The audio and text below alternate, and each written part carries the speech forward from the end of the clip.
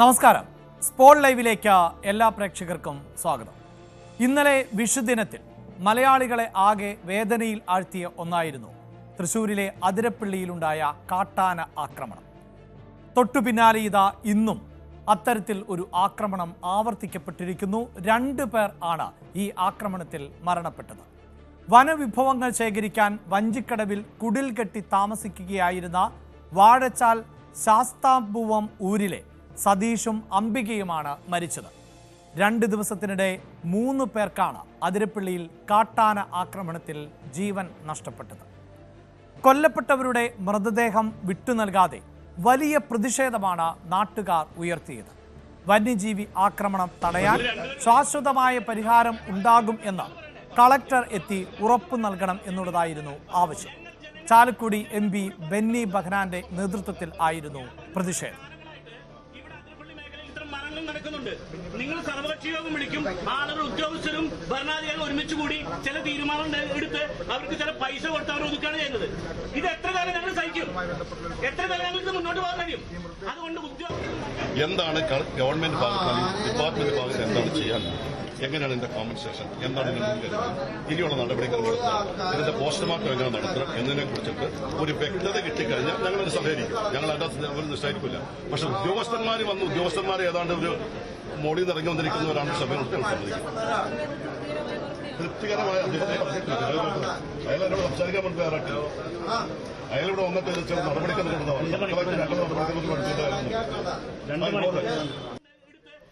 മരണപ്പെട്ടവരുടെ മൃതദേഹം എത്തിച്ച ചാലക്കുടിയിലെ താലൂക്ക് ആശുപത്രിയിലും വലിയ പ്രതിഷേധമായിരുന്നു അരങ്ങേറിയത്.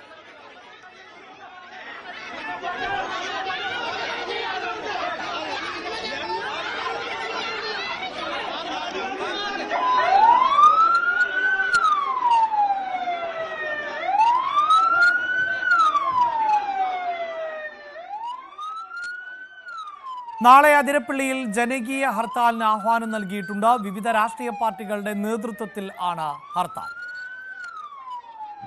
ഈ വാർത്തയുടെ വിശദാംശങ്ങളുമായി ചേരുന്നത് നവമി ദിനേശ് ആണ്. നവമി, 3 മരണങ്ങൾ 24 മണിക്കൂറിനിടെ സംഭവിക്കുന്നു, അതും കാട്ടാനക്കലിയിൽ. മറ്റ് ആക്രമണങ്ങളിൽ നിന്ന് വ്യത്യസ്തമാണ് ഈ 3 മരണങ്ങളും എന്നതും എടുത്തു പറയേണ്ടതാണ്. കാരണം ഈ 3 പേരും മരണപ്പെട്ടത് വനവിഭവങ്ങൾ ശേഖരിക്കാനായി വനത്തിനുള്ളിലേക്ക് പോയപ്പോൾ ആണ്. എങ്കിൽ പോലും പ്രദേശവാസികളുടെ അടക്കമുള്ള വലിയ പ്രതിഷേധങ്ങൾ തുടരുകയാണ്. ആ പ്രതിഷേധത്തിലേക്ക് വരുന്നതിന് മുമ്പ് ഈ കാട്ടാനയുടെ ആക്രമണത്തെ സംബന്ധിച്ച് കൂടുതൽ വ്യക്തത കൈവന്നിട്ടുണ്ടോ നവമി?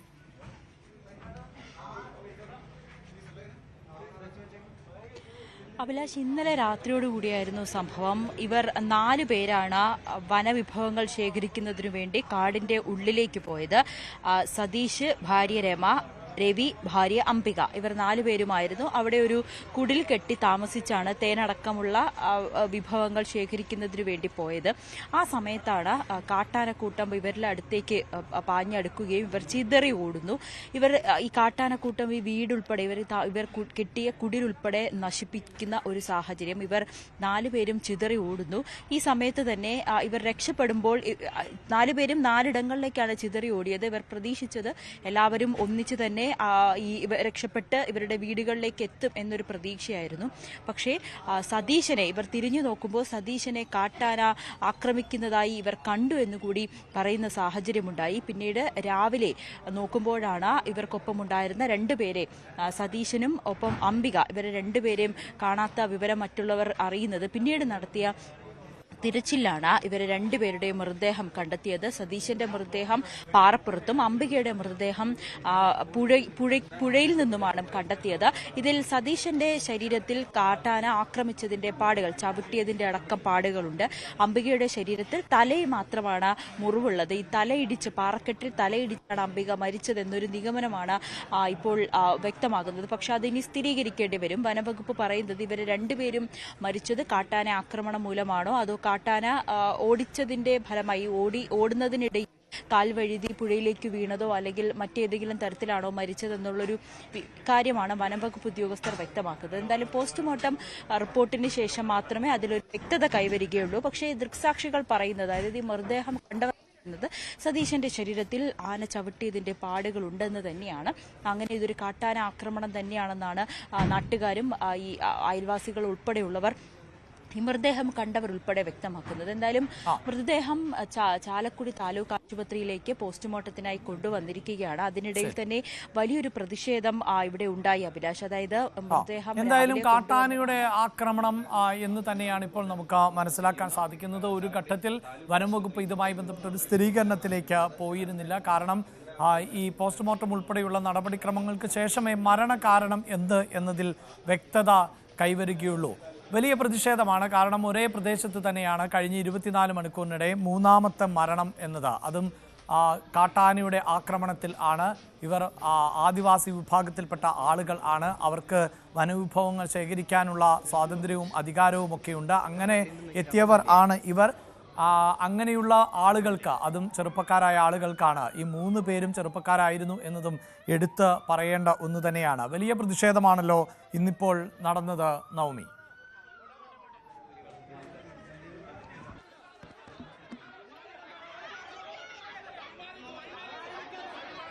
അതെ അഭിലാഷ്, അംബികയുടെ മൃതദേഹം തൃശൂർ മെഡിക്കൽ കോളേജിലേക്കാണ് പോസ്റ്റ്മോർട്ടത്തിനായി കൊണ്ടുപോയത്. കാരണം അവർ പറയുന്നത് എത്രയും വേഗം ബന്ധുക്കൾക്ക് ഈ മൃതദേഹം വിട്ടു നൽകണം. കാരണം ഇന്നലെ രാത്രി മരിച്ചതാണ്. ഇന്ന് ഈ സമയമായതും പോസ്റ്റ്മോർട്ടം നടപടികൾ പോലും ആരംഭിച്ചില്ല. അതിൽ വലിയ പ്രതിഷേധം ബന്ധുക്കൾക്കുണ്ട്. അതുകൊണ്ട് തന്നെ ഈ രണ്ടുപേരുടെയും പോസ്റ്റ്മോർട്ടം 2 ഇടങ്ങളിലേക്ക് നടത്തണമെന്നുള്ളൊരു ആവശ്യമാണ് കുടുംബം ഉന്നയിച്ചത്. അതിന്റെ ചർച്ചയുടെ ഫലമായി തൃശൂർ മെഡിക്കൽ കോളേജിലേക്ക് അംബികയുടെ മൃതദേഹവും ചാലക്കുടി താലൂക്ക് ആശുപത്രിയിൽ തന്നെ സതീശന്റെ മൃതദേഹം പോസ്റ്റ്മോർട്ടത്തിനായി എടുത്തിട്ടുണ്ട്. ഇതിൽ കോൺഗ്രസ് MP ബെന്നി ബെഹനാൻ അടക്കം വലിയ രീതിയിൽ പ്രതിഷേധം ഉയർത്തിയത് ഇത് കളക്ടർ അടക്കം വന്ന് ഇവരുടെ ഒരു പ്രശ്നത്തിന് ശാശ്വത പരിഹാരം ഉണ്ടാക്കണമെന്നാണ്. ആ പ്രശ്നം ഉണ്ടാക്കാതെ മൃതദേഹം പോസ്റ്റ്മോർട്ടത്തിനായി വിട്ടു നൽകില്ല എന്നതാണ് ബെന്നി ബെഹനാൻ MP പറഞ്ഞത്. പക്ഷേ അത് ബന്ധുക്കളെ സംബന്ധിച്ച് അവർക്ക് എത്രയും വേഗം മൃതദേഹം വിട്ടുകിട്ടണം എന്നൊരാവശ്യം മാത്രമേ ഉണ്ടായിരുന്നുള്ളൂ. വലിയ പ്രതിഷേധമായിരുന്നു അവിടെ. നിങ്ങൾക്ക് മൃതദേഹം എത്രയും വേഗം പോസ്റ്റ്മോർട്ടം കഴിഞ്ഞ് മൃതദേഹം കിട്ടണമെന്നുള്ളതല്ലേ? അതെ അതെ, അതിനിങ്ങനെ തടഞ്ഞു വെക്കേണ്ട കാര്യം എന്തുവാ? ഒരാൾക്കും ഒരു തടഞ്ഞു വെക്കാനുള്ള അധികാരമില്ല. ആദിവാസികളാണ്. ഒരു ആവശ്യത്തിന് വന്നു കഴിഞ്ഞിട്ട് ആന ചവിട്ടി കൊന്നു അറിഞ്ഞു കഴിഞ്ഞപ്പോൾ എല്ലാവരും വരും. എന്നിട്ട് ആ വന്ന ദിവസം വന്നതുപോലെ എല്ലാം തിരിച്ചു പോകും. അവിടെ എന്ത് സംഭവിച്ചു, ഇനി അവിടെയൊക്കെ എന്താണ് ആവശ്യങ്ങൾ, എന്ത് ചെയ്ത് കൊടുക്കണം എന്നോ ഒരാൾ പോലും അന്വേഷിക്കാൻ പറ്റില്ലല്ലോ. ഇപ്പൊ ആ മരിച്ച ചേച്ചിയുടെ 3 പെൺമക്കളുണ്ട്.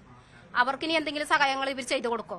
ഒരാൾ പോലും തിരിഞ്ഞു നോക്കില്ലല്ലോ ആ ഭാഗത്തേക്ക്. ഇപ്പൊ ഇവിടെ വന്ന് ഈ തടഞ്ഞ ആൾക്കാർ തന്നെ അവിടെ വരുമോ? വരില്ല. ഈ വന്ന ആൾക്കാർ ആരാന്ന് പോലും അറിയില്ല. ഞങ്ങൾ ഇന്നമാതിരി എന്റെ ആങ്ങളെയും കൂടിയാണ് ആ മരിച്ചത്. പിന്നെ ആ ചേച്ചി ഞങ്ങളുടെ ബന്ധുവും കൂടിയാണ്. ഇങ്ങനെ ഒരു ആവശ്യങ്ങൾ വന്നു കഴിഞ്ഞപ്പോൾ ഞങ്ങളെല്ലാവരും വന്നു. ചാലക്കുടിയിലേക്ക് കൊണ്ടുവന്നു പോസ്റ്റ്മോർട്ടം ചെയ്യണമെന്ന് പറഞ്ഞു, കൊണ്ടുവരാന്ന് പറഞ്ഞു, കൊണ്ടുവന്നു. പിന്നെ അത് ഇവിടെ വന്നിട്ട് തടയേണ്ട കാര്യം എന്താണെന്നാണ് ഞങ്ങൾ ചോദിക്കണത്. ഇവരൊക്കെ ആരാ, എവിടെ നിന്ന് വന്നു? സ്ഥലമില്ല ഞങ്ങൾക്ക് വീടുമില്ല, സ്ഥലമില്ല. സ്ഥലം ചോദിച്ചിട്ട് തന്നെ എന്തോരോ വർഷങ്ങൾ കഴിയണത്. അവിടെ നിന്ന് ഭാഷാനിന്ന് വേറെ സ്ഥലം കിടക്കാനായിട്ട് കിട്ടാനായിട്ട് ആയിട്ട് ഇങ്ങനെ ചെയ്യില്ല. വീണ് സ്ഥലമില്ലാണ്ട് അതേമാതിരിയാണ് ഇങ്ങനെ കിടന്ന് ഉണ്ടാക്കണത്. ഈ മൃതദേഹം നിങ്ങളുടെ ആവശ്യങ്ങൾ അംഗീകരിക്കണം, അതിനുശേഷം അങ്ങനെയുള്ളൊരു കാര്യങ്ങളൊന്നും നിങ്ങൾക്ക് ഇപ്പൊ ഇല്ല പറയാൻ? അത് ഞങ്ങൾക്ക് വേഗം കൊണ്ടുപോകണത്. മൃതദേഹം വേഗം കൊണ്ടുപോകാനാണ്. കാലത്തൊന്നും കഴിക്കാണ്ടാണ് ഞങ്ങൾ ഈ വന്നത്. പല്ല് വരക്കം തേച്ചിട്ടില്ലേ. ഇത് അറിഞ്ഞിട്ട് ഞങ്ങൾ പല്ല് വരക്കം തേക്കാണ്ട, ചായ വരക്കം കുടിക്കാണ്ട ഞങ്ങൾ ഓടിപ്പാഞ്ഞ് അവിടെ വരാൻ വന്നത്. ഈ 5-10 കിലോമീറ്റർ വരണ്ട അതിരപ്പള്ളിക്ക് ഭാഷാലിൽ നിന്ന്. കളക്ടർ അടക്കമുള്ളവർ വന്നാൽ മാത്രമേ മൃതദേഹം വിട്ടുകൊടുക്കൂ പോസ്റ്റ്മോർട്ടത്തിനായി എന്നാണ് MP അടക്കമുള്ളവർ പറഞ്ഞത്. നിങ്ങൾക്ക് അത്തരത്തിലുള്ളൊരു ആവശ്യമൊന്നുമില്ല?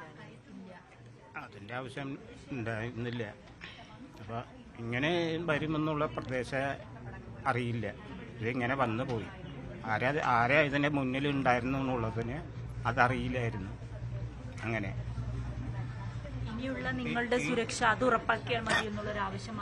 ഇനിയിപ്പോ ഞങ്ങളുടെ ഈ ആവശ്യം ഒന്ന് ഇതാക്കി കിട്ടിയാൽ മതി എന്ന് മാത്രമേ ഉള്ളൂ. എൻ്റെ ചെക്കനാണത്, ബോഡി അത് വിട്ടു തരണം, പോകണം. ഇത്രയേ ഉള്ളൂ ആവശ്യം. ഇനി ഇത്തരത്തിലൊരു നിങ്ങൾക്ക് കൂട്ടത്തിലുള്ള ഒരാളുടെ ജീവൻ നഷ്ടപ്പെടാതിരിക്കാനുള്ള നടപടിയാണ് ചെയ്യേണ്ടത്. സത്യമാണ്. മൃതദേഹം പിടിച്ചു വെക്കുന്നതിലൊന്നും അല്ല. നമുക്ക് ഇനിയുള്ളത് നമ്മളിങ്ങനെ വോട്ടിന് മാത്രം വന്നിട്ട് കാര്യമില്ല, നമ്മുടെ എല്ലാ കാര്യങ്ങളും നോക്കണം എന്നാണ് എനിക്ക് പറയാനുള്ളത്. അഭിലാഷ്, സതീശന്റെ അച്ഛനും മറ്റു ബന്ധുക്കളുമാണ് ഇപ്പോൾ നമ്മളോട് പ്രതികരിച്ചത്. അവരുടെ ആവശ്യം ഒന്ന് മാത്രം, ഇങ്ങനെ മൃതദേഹം തടഞ്ഞു വെക്കുകയോ അല്ലെങ്കിൽ കളക്ടറുടെ ഉറപ്പോ ഒന്നുമല്ല. ഇനി ഇത് കഴിഞ്ഞതിന് ശേഷം ഇനി ഇവരുടെ കൂട്ടത്തിലുള്ള അല്ലെങ്കിൽ ഞങ്ങളുടെ ഒരാളുടെയും ജീവൻ നഷ്ടപ്പെടാതിരിക്കാനുള്ള നടപടിയാണ് സർക്കാരിന്റെയും വനംവകുപ്പിന്റെയും അല്ലെങ്കിൽ ഈ രാഷ്ട്രീയ നേതാക്കന്മാരുടെ ഭാഗത്തു നിന്നും ഉണ്ടാകുന്നത്. ബെന്നി ബെഹനാൻ MP ഉൾപ്പെടെയുള്ളവർ ഇവിടെ എത്തി നടത്തിയ പ്രതിഷേധത്തിനോടൊന്നും ഇവർക്ക് അനുകൂല നിലപാടില്ല. ഇതെല്ലാം അവരുടെ ഒരു രാഷ്ട്രീയ മുതലെടുപ്പായി തന്നെയാണ് ഇവർ കണക്കാക്കുന്നത്. തീർച്ചയായും അതാണല്ലോ നവമി. ഇപ്പോൾ ഈ മരണപ്പെട്ട യുവാവിന്റെ അച്ഛനടക്കമാണ് നമ്മളോട് പ്രതികരിച്ചത്. ആ നിസ്സഹായ അവസ്ഥ നമുക്കറിയാം. കൂടുതൽ പ്രതികരണങ്ങൾ അവരോട് തേടുക എന്നത് സാധ്യവുമല്ല. പക്ഷെ അവർ വളരെ കൃത്യമായാണ് കാര്യങ്ങൾ പറഞ്ഞത്. അങ്ങനെ ഒരു പ്രതിഷേധത്തിന്റെ ആവശ്യമുണ്ടായിരുന്നില്ല, ആരൊക്കെയാണ് ഇവർ എന്ന് പോലും അറിയില്ല എന്ന് ബന്ധുക്കൾ പറയുന്നു. അതായത് ഇങ്ങനെ ഒരു മരണം സംഭവിക്കുമ്പോൾ അതിന് മാധ്യമങ്ങളിലടക്കം ശ്രദ്ധ ലഭിക്കുന്നു. ആ മാധ്യമങ്ങൾക്ക് മുന്നിൽ നിന്നുകൊണ്ട് പ്രതികരിക്കാനൊക്കെ നിരവധിയായ രാഷ്ട്രീയ നേതാക്കൾ എത്തുന്നു. ആ സ്ത്രീകൾ പറഞ്ഞത് എത്രയോ പ്രസക്തമായ കാര്യങ്ങളാണ്. അവർക്കൊരു വീട് പോലുമില്ല, ഒരു സ്ഥലമില്ല. ഇപ്പോൾ ഈ തടഞ്ഞവരൊന്നും പിന്നെ ഉണ്ടാകില്ല. ഇന്നത്തെ ഈ പ്രകടനം കഴിഞ്ഞാൽ പിന്നീട് അവരെയൊന്നും കാണാനുണ്ടാകില്ല, അവരൊന്നും തിരിഞ്ഞു നോക്കാറില്ല എന്ന് പറയുമ്പോൾ ഇതിൻ്റെ ഉത്തരവാദിത്വം ഒരാൾക്ക് മാത്രമല്ല, ഇവിടുത്തെ എല്ലാ രാഷ്ട്രീയ പാർട്ടികൾക്കും തുല്യമായ ഉത്തരവാദിത്തമുണ്ട്. ഭരണകൂടത്തിൻ്റെ ഭാഗമായിട്ടുള്ളവർക്ക് തുല്യമായ ഉത്തരവാദിത്തമുണ്ട്. അങ്ങനെ തന്നെയുള്ള തിരിച്ചറിവ് അവർക്കുണ്ടാകുന്നു എന്നുള്ളതാണല്ലോ ആ വാക്കുകളിൽ മനസ്സിലാക്കാൻ സാധിക്കുന്നത്.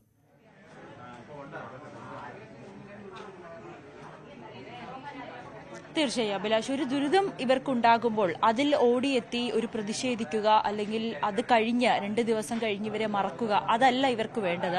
ഇങ്ങനെ ഒരു സംഭവം ഉണ്ടാകാതിരിക്കാൻ നേരത്തെ നമ്മൾ സൂചിപ്പിച്ചതുപോലെ തന്നെ ഇവർക്ക് കാട്ടിൽ എത്തി അവരുടെ ഉപജീവന മാർഗങ്ങളാണ്. കാട്ടിൽ എത്തി അവിടെ ഖനികളെല്ലാം ശേഖരിച്ച് തേനൊക്കെ ശേഖരിച്ച് ഈ മറ്റ് നാടുകളിൽ കൊണ്ടു കൊടുക്കാതെ, ഇപ്പോൾ ചാലക്കുടിയിലും തൃശ്ശൂരൊക്കെയാണ് ഇവർ പ്രധാനമായി ഇത് വിൽക്കാൻ വേണ്ടിയിട്ട് എത്തുന്നത് അല്ലെങ്കിൽ കൊണ്ടു കൊടുക്കുന്നത്. അത് ഇവർക്ക് മറ്റു ഉപജീവന മാർഗങ്ങളൊന്നും തന്നെയില്ല. അത് സുരക്ഷിതമായി ചെയ്യാനുള്ള ഒരു ഉറപ്പ് അല്ലെങ്കിൽ അതിനുള്ളൊരു സംരക്ഷണമാണ് സർക്കാരിൻ്റെയും വനപാലകരുടെ ഒക്കെ ഭാഗത്തു നിന്നും ഉണ്ടാകേണ്ടത്. അങ്ങനെ ഒരു മുന്നറിയിപ്പോ അല്ലെങ്കിൽ ഇവർക്ക് വേണ്ടിയിട്ടുള്ള സഹായങ്ങളോ ഒന്നും തന്നെ ഇതുവരേക്കും ആരും തന്നെ നൽകിയിട്ടില്ല. ഇവർ സ്ഥിരമായി കാടുകളിൽ കയറി ഇത്തരത്തിലുള്ള ഖനികൾ പെറുക്കുന്നതിനും ഖനികൾ എടുക്കുന്നതിനും ഒക്കെ പോകുന്നവരാണ്. അവരുടെ ഒരു ജീവന് സുരക്ഷ പോലും കൽപ്പിക്കാത്ത രീതിയിലേക്ക് സർക്കാരിന്റെ ഒരു സംവിധാനം മാറുന്നതിലാണ് ഇവർക്ക് പ്രതിഷേധം. ഇനിയെങ്കിലും ഞങ്ങളുടെ ജീവന് സുരക്ഷ നൽകുന്ന രീതിയിലേക്ക് മാത്രം സർക്കാർ നടപടികൾ മുന്നോട്ട് കൊണ്ടുപോകുക എന്ന് മാത്രമാണ് ഇവരുടെ ആവശ്യം. അല്ലാതെ ഇപ്പോൾ കാണിക്കുന്ന ഈ രാഷ്ട്രീയ പാർട്ടികൾ ഇവിടെ എത്തി ഇവർക്ക് പിന്തുണ എന്ന രീതിയിൽ കാണിക്കുന്ന അല്ലെങ്കിൽ ഇപ്പോൾ നടക്കുന്ന പ്രതിഷേധങ്ങൾ, അതിലൊന്നും ഇവർക്ക് അങ്ങനത്തെ ഉള്ളൊരു പ്രതിഷേധമല്ല ഇവർക്ക് വേണ്ടത്. മറിച്ച് അവരുടെ ജീവനും അവരുടെ സ്വത്തുക്കളും സംരക്ഷിക്കുന്നതിന് വേണ്ടിയിട്ടുള്ള നടപടികൾ, അത് കോൺഗ്രസ് ഏത് രാഷ്ട്രീയ പാർട്ടി ആയിക്കോട്ടെ, അത് ഏത് ജനപ്രതിനിധി അതിൽ ഞാനൊന്ന് ഇടപെടുന്നത് നവമി, അതായത് ഈ കുടുംബം കൃത്യമായി പറയുന്നുണ്ട് അവർക്ക് എത്രയും പെട്ടെന്ന് മൃതദേഹം ലഭിച്ചാൽ മതി. അവർക്ക് ഇനി സംസ്കാര ചടങ്ങുകളടക്കം നടത്തേണ്ടതുണ്ട്. ഈ ആശുപത്രിയിൽ ആ മൃതദേഹം തടയേണ്ട ഒരു ആവശ്യവും ഉണ്ടായിരുന്നില്ല. പോസ്റ്റ്മോർട്ടം എത്രയും പെട്ടെന്ന് പൂർത്തിയാക്കി ആ മൃതദേഹം ലഭിക്കണമെന്ന് അച്ഛൻ പറയുന്നു.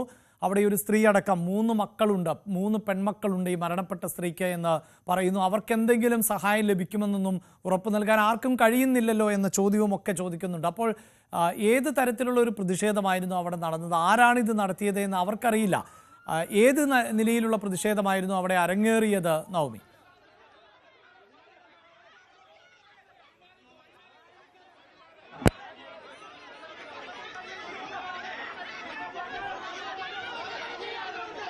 ചാലക്കുടി താലൂക്ക് ആശുപത്രിയിലേക്ക് കൊണ്ടുവന്ന സമയം മുതൽ തന്നെ ബെന്നി ബെഹനാൻ MP ഉൾപ്പെടെയുള്ള കോൺഗ്രസ് നേതാക്കൾ ഇവിടെ എത്തിയിരുന്നു. അവർ പ്രധാനമായും ഉന്നയിച്ച ആവശ്യം കളക്ടർ അടക്കം ഇവിടെ എത്തി, കളക്ടർ ഇവിടെ വരിക അല്ലെങ്കിൽ സർക്കാരിന്റെ പ്രതിനിധികൾ ആരെങ്കിലും ഇവിടെ എത്തുക, അവരുമായി സംസാരിച്ച് ഇവരുടെ പ്രശ്നത്തിനൊരു ശാശ്വതമായ പരിഹാരം ഉണ്ടാകുമെന്ന് ഉറപ്പ് ലഭിച്ചാൽ മാത്രമേ മൃതദേഹം പോസ്റ്റ്മോർട്ടത്തിനടക്കം വിട്ടു നൽകുകയുള്ളൂ എന്നായിരുന്നു ബെന്നി ബെഹനാൻ MP ഉൾപ്പെടെയുള്ളവർ ഇവിടെ എത്തി പറഞ്ഞത്. പിന്നീട് കളക്ടറെ അടക്കം അടക്കം ബന്ധപ്പെടുന്ന സാഹചര്യമുണ്ടായിരുന്നു. സബ് കളക്ടർ ഇവിടെ എത്തി ബെന്നി ബെഹനാൻ എംപിയുമായിട്ട് സംസാരിക്കുന്നു. ഇതിന് ഈ ഒരു കാലതാമസം, അതായത് രാവിലെ 10 മണിയോടുകൂടി മൃതദേഹം താലൂക്ക് ആശുപത്രിയിൽ എത്തിച്ചതാണ്. ഇപ്പോൾ 2 മണി കഴിഞ്ഞിട്ടും പോസ്റ്റ്മോർട്ടം പോലും നടക്കാത്തൊരു സാഹചര്യത്തിലേക്ക് വന്നപ്പോഴാണ് ബന്ധുക്കൾ തിരിച്ചറിയുന്നത്. ഇത് ഇങ്ങനെ പോയി കഴിഞ്ഞാൽ, അല്ലെങ്കിൽ ഈ രാഷ്ട്രീയ പാർട്ടികളുടെ നേതൃത്വത്തിൽ ബെന്നി ബെഹനാൻ എംപി ഉൾപ്പെടെയുള്ളവർ ഇവിടെ എത്തി ഇത്തരത്തിലുള്ള ഒരു തീരുമാനം എടുത്തു കഴിഞ്ഞാൽ ഇവർക്ക് മൃതദേഹം വിട്ടുകിട്ടാൻ വീണ്ടും വൈകും, ഇവർക്ക് വീട്ടിലേക്ക് കൊണ്ടുപോകാൻ കഴിയില്ല എന്നുള്ളൊരു കാര്യം ഇവരും അറിയുന്നത്. അതിനെ തുടർന്നാണ് ഇവർ ആശുപത്രിയിലെ അധികൃതരുമായി സംസാരിച്ച് ഞങ്ങൾക്ക് ഇവർ ബന്ധുക്കളുടെ മരിച്ച സതീഷിന്റെ അച്ഛനടക്കം ഇവിടെ എത്തിയിട്ടുണ്ട്. ഇവർ ആശുപത്രി ഡോക്ടർമാരോടടക്കം പറയുന്നുണ്ട്, കളക്ടറോടടക്കം പറയുന്നുണ്ട്, സബ് കളക്ടറോടടക്കം പറയുന്നുണ്ട്, ഞങ്ങൾക്ക് ഈ മൃതദേഹം വിട്ടു നൽകുക, ഞങ്ങൾ എത്രയും വേഗം പോസ്റ്റ്മോർട്ടം നടപടികൾ പൂർത്തിയാക്കി ഞങ്ങൾക്ക് വീട്ടിലേക്ക് കൊണ്ടുപോകണം എന്നുള്ളൊരു കാര്യം ഇവർ പ്രധാനമായും ഉന്നയിക്കുന്നത്. അതിന്റെ അടിസ്ഥാനത്തിലാണ് ഈ മൃതദേഹം ആംബുലൻസിൽ കയറ്റി ആശുപത്രികളിലേക്ക്, അംബികയുടെ മൃതദേഹം തൃശൂർ മെഡിക്കൽ കോളേജിലേക്കും സതീഷിന്റെ മൃതദേഹം ചാലക്കുടി താലൂക്ക് ആശുപത്രിയിലേക്കും തന്നെ പോസ്റ്റ്മോർട്ടത്തിനായി കൊണ്ടുവന്നത്.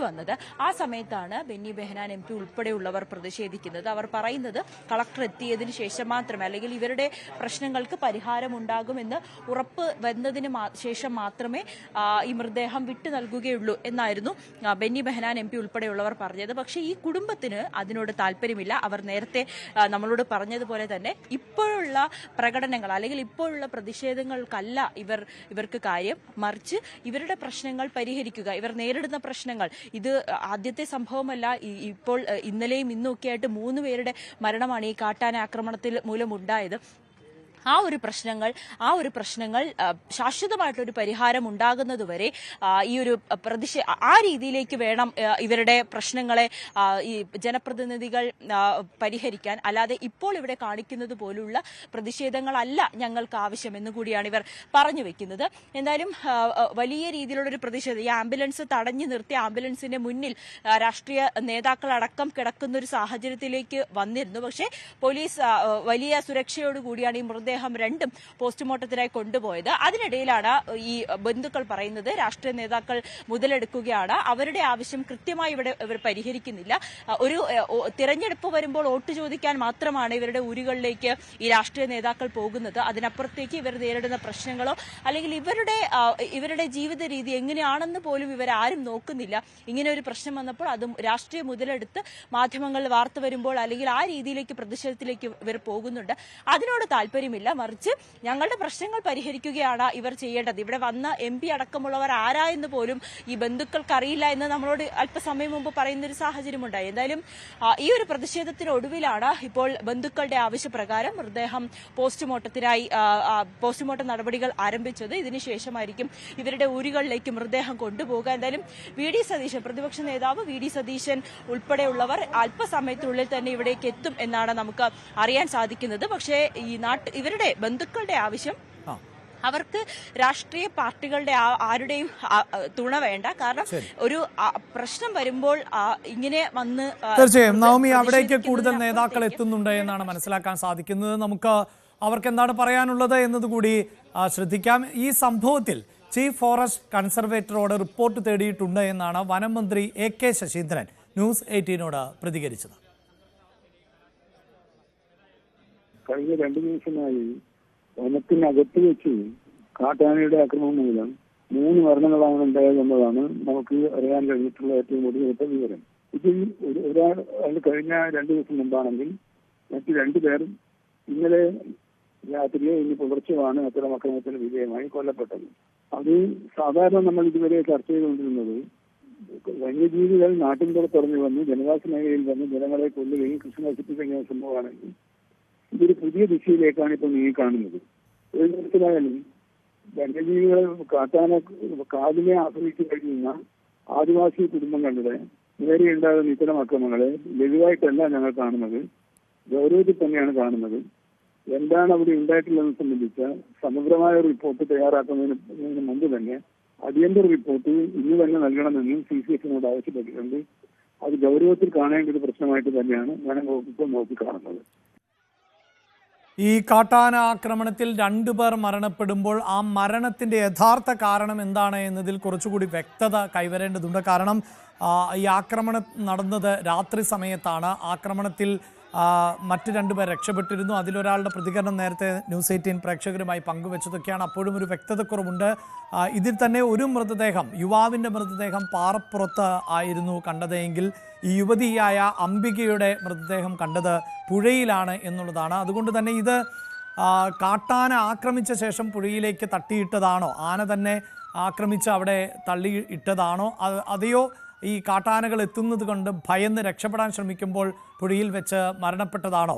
ഇതിലൊക്കെ കൂടുതൽ വ്യക്തത കൈവരേണ്ടതുണ്ട് എന്ന് പറയുന്നുണ്ട് അവിടുത്തെ പഞ്ചായത്ത് പ്രസിഡന്റ് റിജേഷ്. ആന വന്നാൽ മാത്രമാണ് ഈ ടെൻ്റൊക്കെ നശിപ്പിച്ചിട്ട് ആളെ ആക്രമിക്കുകയുള്ളൂ.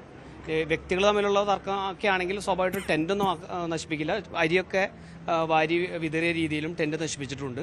മാത്രമല്ല മരിച്ചുപോയ സതീഷ്, സുഹൃത്തായിട്ടുള്ള സതീഷിൻ്റെ പുറത്ത് വളരെ ശക്തമായ രീതിയിലുള്ള ഒരു ആന ചവിട്ടി പോലുള്ള ഒരു സിംറ്റം ഉണ്ട്. അത്തരം രീതിയിലുള്ള ഇതിനകത്ത് വേറെ ഒന്നും സംശയിക്കേണ്ടതില്ല, ആനയുടെ ആക്രമണം തന്നെയാണ്.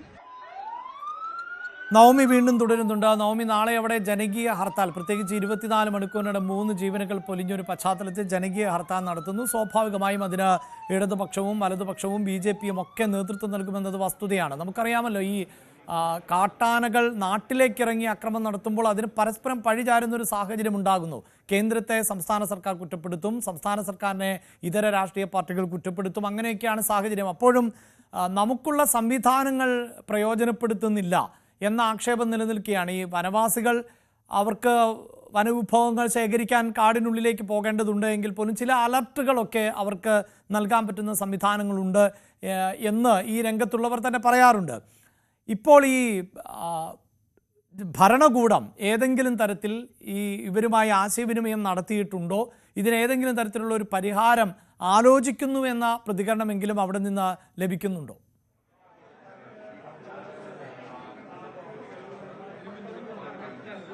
അഭിലാഷ്, ഇത്തരത്തിൽ കാട്ടാന ആക്രമണത്തിൽ ഓരോ ജീവൻ പൊലിയുമ്പോഴും വനപാലകരും അല്ലെങ്കിൽ സംസ്ഥാന സർക്കാരും വനം വകുപ്പും ഒക്കെ ആവർത്തിച്ച് പറയുന്നത് ഇവരുടെ പ്രശ്നങ്ങൾക്ക് ഉടൻ പരിഹാരമുണ്ടാകും, ഇവർക്ക് നഷ്ടപരിഹാരം നൽകും. ഇതൊക്കെ വാക്കാൽ ഒതുങ്ങുന്നതല്ലാതെ ഓരോ ദിവസവും ഈ കാട്ടാന ആക്രമണത്തിൽ ജീവൻ പൊലിയുന്നവരുടെയും പരിക്കേൽക്കുന്നവരുടെയൊക്കെ എണ്ണം വർദ്ധിച്ചു വരുന്നതാണ് നമ്മൾ ഓരോ ദിവസവും കാണുന്നത്. അതിന് ഏറ്റവും ഒടുവിലത്തെ ഉദാഹരണമാണ് സതീഷും അംബികയും. നമ്മളോടൊപ്പം ഇപ്പോൾ ബെന്നി ബെഹനാൻ MP കൂടി ചേരുന്നുണ്ട്. MP, നേരത്തെ ഇവിടെ വലിയൊരു പ്രതിഷേധം നടന്നു. പക്ഷേ ബന്ധുക്കൾ പറയുന്നത് അവർക്ക് മൃതദേഹം വിട്ടു നൽകുക, പോസ്റ്റ്മോർട്ടം നടത്തിയതിനു ശേഷം അവർക്ക് വീട്ടിൽ കൊണ്ടുപോകണം, അതിനുശേഷം മാത്രം. ഞങ്ങൾ ഇതല്ലോ, ഞങ്ങളോട് ഈ ബന്ധുക്കൾ തന്നെയാണ് പറഞ്ഞത്. ഇവിടെ നിന്ന് പോകുന്നതിന് മുമ്പ് കളക്ടർ വന്ന് ഒരു ഉറപ്പ് നൽകണമെന്ന് ബന്ധുക്കൾ തന്നെയാണ് ആവശ്യപ്പെട്ടത്. ഞാൻ കളക്ടറോട് സംസാരിച്ചപ്പോൾ കളക്ടർ ഇങ്ങോട്ട് വരുമെന്ന് പറഞ്ഞ് എനിക്ക് ഉറപ്പ് നൽകി.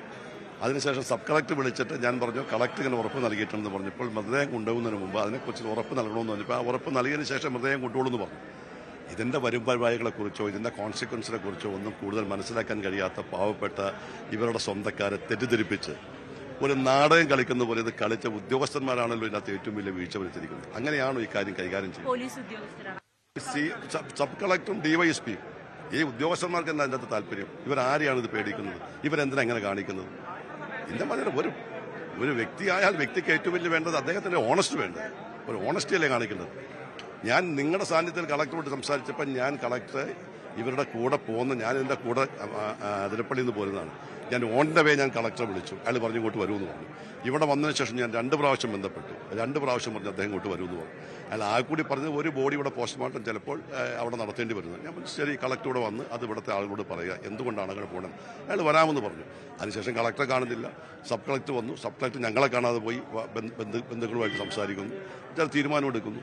അപ്പോൾ ഞങ്ങൾക്ക് ഇതിനകത്ത് ഞങ്ങളൊരു ജനകീയ പ്രശ്നം ഇവിടെ നടക്കുന്ന ജനപ്രതികൾ എന്ന നിലയിൽ ഉത്തരവാദിത്തപ്പെട്ട ആളുകൾ ഇങ്ങനൊരു പ്രശ്നമുണ്ടായപ്പോൾ ധാരണ സംഭവിപ്പോൾ ഞങ്ങൾ ഇടപെട്ടുന്നത് ശരിയാണ്. അതിന് ഗവൺമെന്റിന്റെ ഉദ്യോഗസ്ഥന്മാർ കാണിക്കുന്ന ഒരു നമുക്ക് പറയാമല്ലോ ഒരു മാന്യതക്കുറവാണ് ഇതിനകത്ത്. അതൊരിക്കലും നിങ്ങളുടെ സാന്നിധ്യത്തിലാണ് നടക്കുന്നതൊക്കെ. അല്ലെങ്കിൽ കളക്ടർക്ക് പറയാം ഞാൻ വരുന്നില്ല, ഈ സബ് കളക്ടർക്ക് പറയാം ഞങ്ങൾ ഇത് കൊണ്ടുപോകാൻ. ഇതൊന്നുമില്ലാത്തപ്പോൾ അപ്പുറത്ത് സംസാരിച്ചിരിക്കുന്നത് ഇവിടെ ബോഡി കൊണ്ടുപോകാന്ന് പറഞ്ഞിട്ടുണ്ടെങ്കിൽ ഇത് ആരോടുള്ള പ്രതിഷേധം അവർ കാണിക്കുന്നത്? എന്തിനാണ് ഇവർ കള്ളക്കളി കാണിക്കുന്നത്? എന്തിനാണ് ഇത്ര വാക്കുമാറ്റം കാണിക്കുന്നത്? ഇതൊന്നും ഒരു IAS ഉദ്യോഗസ്ഥന്മാരുടെ ഓണസ്റ്റിക്ക് നല്ലതല്ല, ഒരു DYSPയുടെ ഓണസ്റ്റിക്ക് നല്ലതല്ല. ഇതിനെല്ലാം ന്യായീകരിക്കുന്ന സമീപനമാണ് ഗവൺമെന്റ് ഇത്തരം ഉദ്യോഗസ്ഥന്മാർക്ക് പ്രോത്സാഹനം കൊടുക്കുന്ന സമീപനമാണ്. ഞാൻ ശ്രീ രാജനെ വിളിച്ചു, റവന്യൂ മന്ത്രി. ഞാൻ രാജനെ വിളിച്ച് ഞാൻ രാജനോട് പറഞ്ഞു, രാജ എങ്ങനെയൊക്കെ സംഭവമുണ്ട്, നിങ്ങളൊരു കാര്യം ചെയ്ത് നിങ്ങൾ കളക്ടറോട് വരാൻ പറഞ്ഞു. ഞാൻ റിക്വസ്റ്റ് വെച്ച അദ്ദേഹത്തിന് കളക്ടർ വരേണ്ട ആവശ്യമുണ്ടോ എന്ന് ചോദിച്ചു. ഞാൻ പറഞ്ഞു എന്നോട് കളക്ടർ പറഞ്ഞതാണ്, അദ്ദേഹത്തിനോട് ഞാൻ കളക്ടറോട് സംസാരിക്കാമെന്നാണ് പറഞ്ഞത്. ഞങ്ങൾക്ക് ഇതിനകത്ത് എന്താ മറച്ചു വെക്കേണ്ട കാര്യം എന്താ? ഞങ്ങൾ രാവിലെ തൊട്ടിന്റെ പിന്നാലെ നടക്കുന്നവരാ. ഞങ്ങൾക്ക് ഇതിനകത്ത് ഇതല്ല, എത്രയോ സംഭവങ്ങൾ അങ്ങനെ ഉണ്ടാവുന്നു. ഈ സംഭവം ഉണ്ടാവുമ്പോൾ കാണിക്കേണ്ട ഒരു ഗൗരവം, കാണിക്കേണ്ട ഒരു മാന്യത,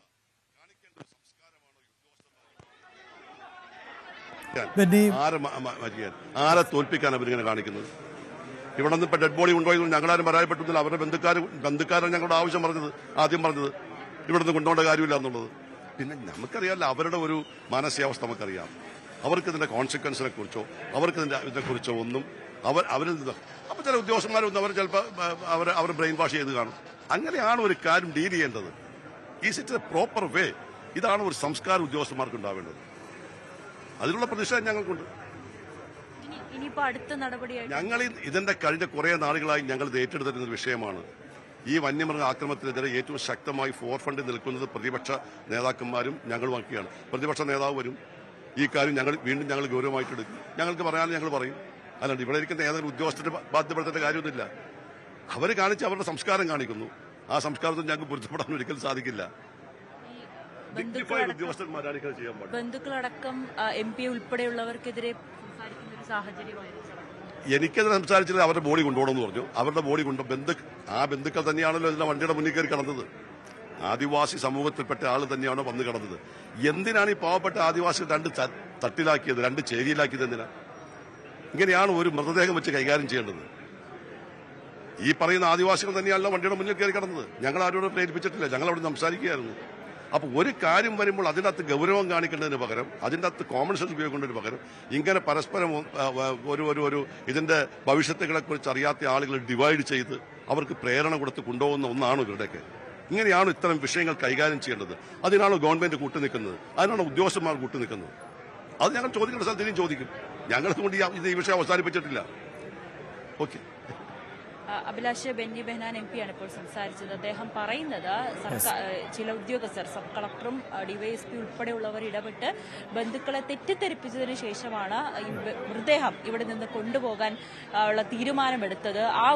അതിന് പിന്നാലെയാണ് ബന്ധുക്കൾ ഇത്തരത്തിലൊരു തീരുമാനത്തിലേക്ക് എത്തിയതെന്നാണ് MP പറയുന്നത്. മറ്റൊരു പ്രധാനപ്പെട്ട കാര്യം MP സൂചിപ്പിക്കുന്നത്, ഈ ഒരു പ്രതിഷേധം അല്ലെങ്കിൽ ഇതിവിടെ അവസാനിക്കുന്നില്ല. വരും ദിവസങ്ങളിലും ഇതുമായി ശക്തമായി തന്നെ മുന്നോട്ട് പോകാനാണ് പ്രതിപക്ഷം തീരുമാനിച്ചിരിക്കുന്നത് എന്നുകൂടിയാണ് വ്യക്തമാക്കുന്നത്.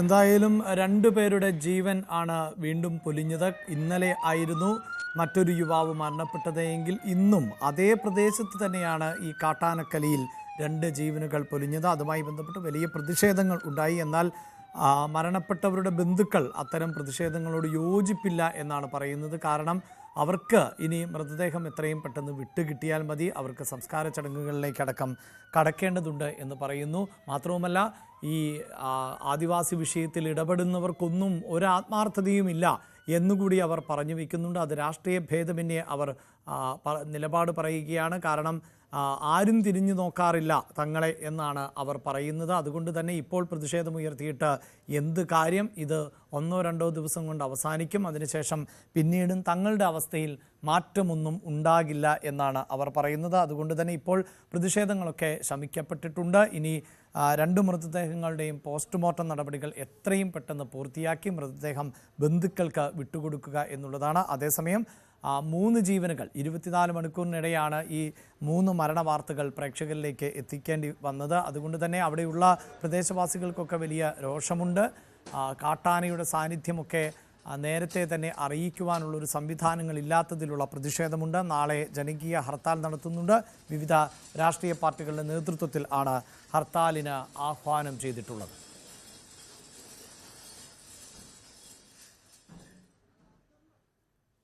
ഇനി നമ്മൾ കാസർഗോട്ടേക്കാണ്. കാസർഗോഡിനെ നടുക്കിയ ഒന്നായിരുന്നു ബേഡകത്ത് തമിഴ്നാട് സ്വദേശിനിയുടെ ആക്രമണം എന്നുള്ളത്. അവിടെ ഒരു യുവതിക്ക് നേരെയായിരുന്നു ആക്രമണം ഉണ്ടായത്. ഒരു കട നടത്തിപ്പുമായി ബന്ധപ്പെട്ട തർക്കം ആണ് ആ ആക്രമണത്തിലേക്ക് കലാശിക്കുകയും ചെയ്തത്. തമിഴ്നാട് സ്വദേശിയായ ആൾ ഈ യുവതിയെ കൊലപ്പെടുത്താനുള്ള ശ്രമം ആയിരുന്നു നടത്തിയത്.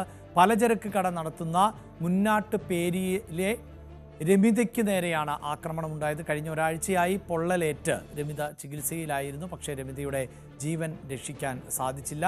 ടിന്നർ ഒഴിച്ചായിരുന്നു പ്രതി രാമാമൃതം തീ കത്തിച്ചത് KV ബൈജു ആണ് വാർത്തയുടെ വിശദാംശങ്ങളുമായി ചേരുന്നത്. ബൈജു, ഒരു പ്രദേശത്തെ ഒന്നാകെ ഞെട്ടിച്ച സംഭവമാണ്. വളരെ ചെറിയൊരു വിഷയം, ആ വിഷയത്തിൻ്റെ പേരിൽ ആയിരുന്നു ഇങ്ങനെയൊരു ആക്രമണം ഉണ്ടായത് എന്നുള്ളതാണ്. ഒരു സ്ത്രീ അവിടെ കട നടത്തുന്നു, അതിനോട് തൊട്ടുചേർന്ന് കട നടത്തുന്ന അയാൾ നിരന്തരം മദ്യപിച്ചു വരികയും ഒക്കെ ചെയ്യുന്നത് ഈ കട നടത്തുന്ന ആളിന് ബുദ്ധിമുട്ടുണ്ടാക്കുന്നു.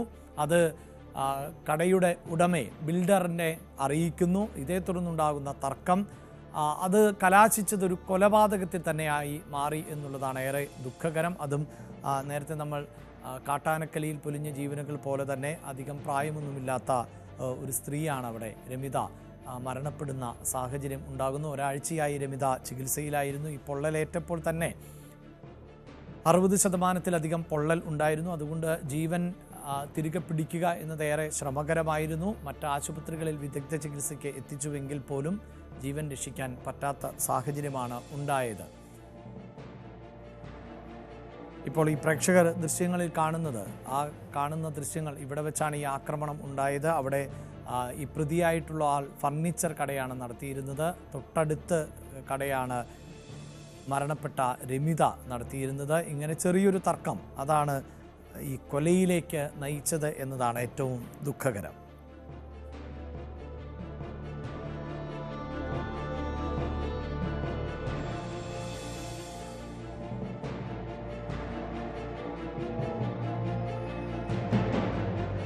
കാസർഗോഡ് ബേഡകത്തായിരുന്നു ഇത്തരത്തിൽ ഒരു ആക്രമണം ഉണ്ടായത്. ആക്രമണത്തിൽ പൊള്ളലേറ്റ് ചികിത്സയിലായി ഇരുന്ന യുവതിയാണ് മരണപ്പെട്ടത്. ഇപ്പോൾ KV ബൈജു വിശദാംശങ്ങളുമായി ചേരുന്നുണ്ട്. ബൈജു, ഈ പ്രതിയെ നേരത്തെ തന്നെ പോലീസ് പിടികൂടിയതാണ്. എപ്പോഴാണ് ഈ മരണം സ്ഥിരീകരിച്ചത്? എന്താണ് മറ്റ് നടപടിക്രമം?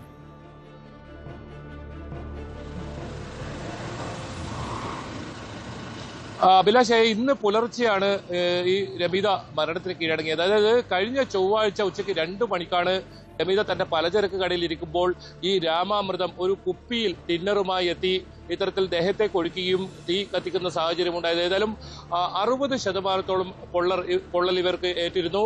ഗുരുതരാവസ്ഥയിൽ ബംഗളൂരുവിൽ ചികിത്സയിലായിരുന്നു. ഇന്ന് പുലർച്ചെ ആണ് ഈ മരണം സംഭവിച്ചത്.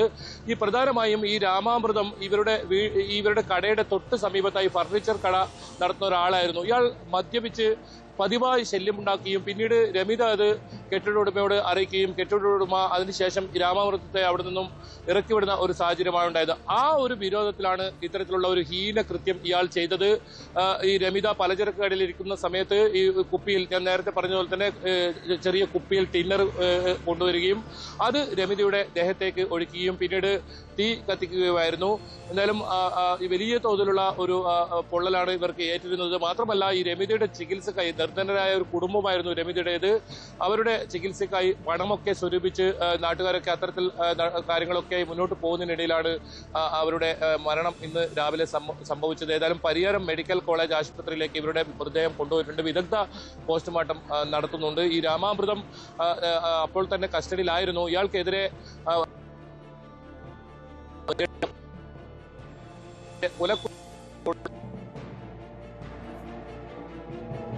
നേരത്തെ കൊലപാതക ശ്രമം ആണ് ഈ പ്രതിക്കെതിരെ ചുമത്തപ്പെട്ട കുറ്റമെങ്കിൽ ഇപ്പോൾ അത് കൊലപാതകം എന്ന നിലയിലേക്ക് മാറിയിട്ടുണ്ട്. പ്രതിയുടെ പശ്ചാത്തലം പരിശോധിക്കുമ്പോൾ അദ്ദേഹം മദ്യപിച്ച് പ്രശ്നങ്ങൾ സൃഷ്ടിക്കാറുണ്ടെങ്കിലും ഇങ്ങനെയൊരു ക്രിമിനൽ പശ്ചാത്തലം ഉണ്ടായിരുന്നതായി അറിവില്ല. പോലീസ് നേരത്തെ തന്നെ ഇയാളെ പിടികൂടുകയും ചെയ്തിരുന്നതാണ്.